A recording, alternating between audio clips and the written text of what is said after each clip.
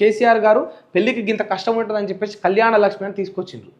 అదొక ఫ్యాబులస్, అసలు అది అన్బిలీవబుల్ థింగ్. అది నిజంగా పెళ్లి చేసుకుంటోడికి ఎన్ని కష్టాలు, ఎన్ని అప్పులు ఉంటాయి ఒకసారి ఆలోచిస్తే అది మనకు అద్భుతం అనిపిస్తుంది తెలుసా. పెళ్లి చేసుకునేటోడికి సాయం చేయాలనే ఆలోచన గవర్నమెంట్ ఎట్లా చేసింది? కేసీఆర్ ఉన్నాడా, పోయిండా, అప్పులు చేసిండా, కాళేశ్వరంలో అవినీతి జరిగింది, అంత ఒక అంశం. బట్ అటే ఆలోచన విధానం ఈ విధంగా ఉండాలి. అట్లా కేసీఆర్ అన్నింటిలో ఆలోచించలే. సరే కొన్ని చేసినప్పటికీ ఇంకా చాలా చేసేది ఉండే. ఇక వీళ్ళైతే ఆ కొన్ని కూడా లేవు వీళ్ళ దగ్గర.